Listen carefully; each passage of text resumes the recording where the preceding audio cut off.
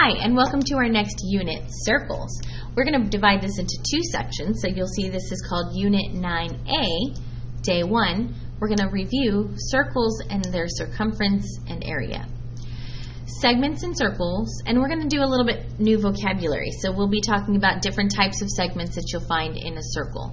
A circle consists of all points in a plane that are a given distance, which we call the radius, from a given point, which we call the center. And then a segment or a line can intersect a circle in several different ways. So we're going to look at a couple of those today. The first vocabulary word you're already familiar with, it's a segment with one endpoint at the center and the other on the circle. So let's look and see exactly what that looks like. If I were to draw a circle,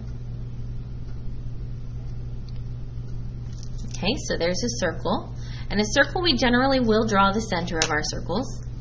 A segment with one endpoint at the center, so I'm going to have one endpoint here, and then the other somewhere on the circle. And remember, the circle is actually the edge, okay? So anywhere on the circle is going to be my other point.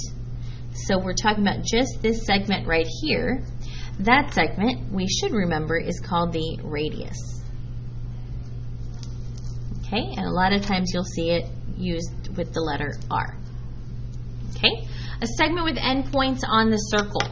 So I know you're already thinking you know this answer, but this might, believe it or not, be a new vocabulary word for you. If I were to draw another circle and put my center, okay, a segment with endpoints on the circle. So that means the two ends of the circle, or the two ends of the segment, are on the edge. So I'm not going to be it's not going to end at the center this time. It's going to be on the edge, which means I can put a point here and say that's one endpoint, and then I can put, oh, I don't know, maybe one over here, and that could be my other endpoint.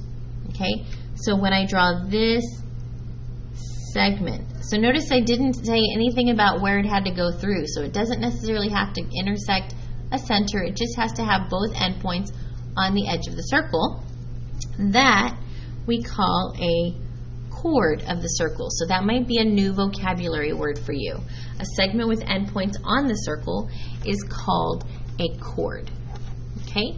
Now, we do have one special chord.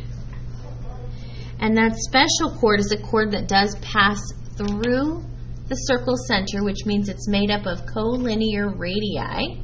That's the plural of radius. Collinear radii. So let's talk about what that means. So if I have a circle and I have a center, okay, it's a chord. So I know both its endpoints are on the edge of the circle, somewhere, okay, on the outside edge of the circle, both endpoints.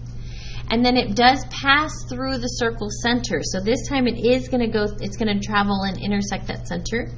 And it's made up of collinear radii. That means both of those radii would be, if I were to extend them, it would make one line. So that is going to be, there's one radius here and one radius there, and my radii are lined up to where if I extended them, they would make a line, but they're not going to extend because it's a chord, so that means it's a segment with endpoints. And this that does intersect that center, we call that one, this is one you already know, the diameter.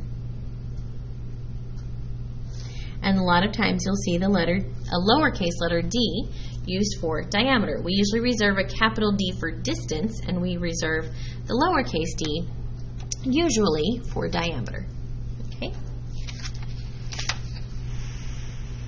So for a circle that has a radius of r and a diameter of d, the following are true. My radius is the diameter divided by 2, right? Because the diameter divided in half gives me one radius. If I take this whole diameter and divide it in half, it'll give me a radius. Or I can say the radius is half of the diameter. If I multiply, let's say this is 10, if I multiply that by a half, half of 10 would be 5. Okay. And then d equals 2 radii, because it takes 2 radiuses to make the whole diameter.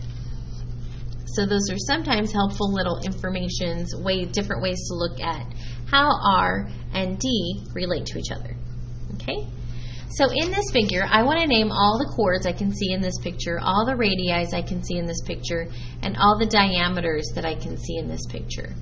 Okay, so starting with chords, remember the definition of a chord is a segment whose endpoints are both on the edge of the circle.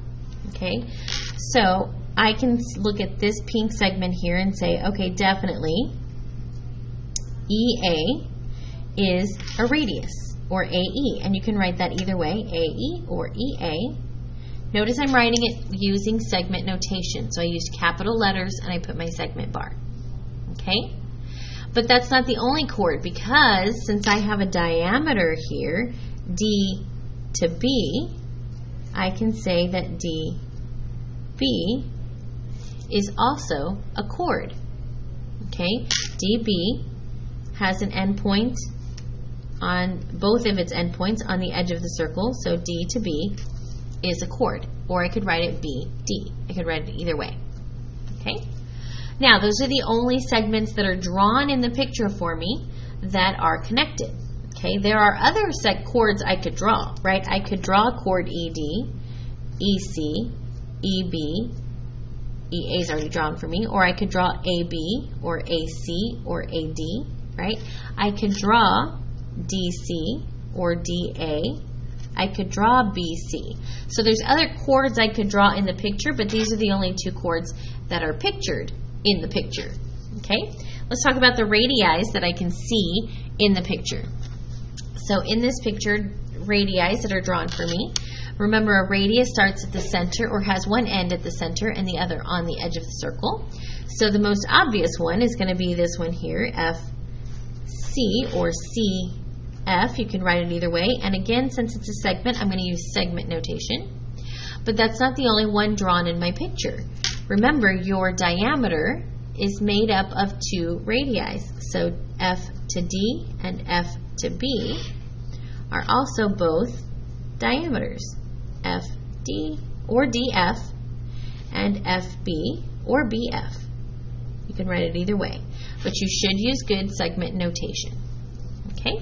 And then last but not least, and again, those are not the only radii that are in this circle. I also have FE and FA, but those aren't drawn for me, and so I'm just naming the ones that are drawn. There are lots of radii in the picture because sometimes they're invisible, but they still exist. So FE is a radius in this circle. It's just not pictured for us in this circle.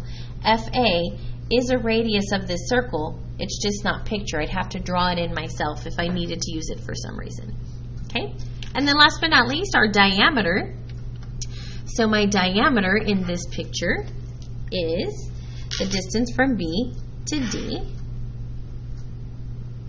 is going to be my diameter, or I could have said D to B. Okay, as long as I use good segment notation. And that's the only diameter pictured. That's also the only diameter I can name, because AF, I don't have a point over here that's named for me, so I wouldn't have a way to name that diameter. EF, I don't have a point over here that's named, so I wouldn't have a way to name that diameter, right? Same thing with CF, I don't have something up here. So the only one I can see in my picture and the only one I can name in my picture is segment BD or segment DB. Okay? All right, in the next video, we're going to continue on working with circles, and then we're going to begin working with circumference and area. All right, thanks for watching. Come on back for the next video.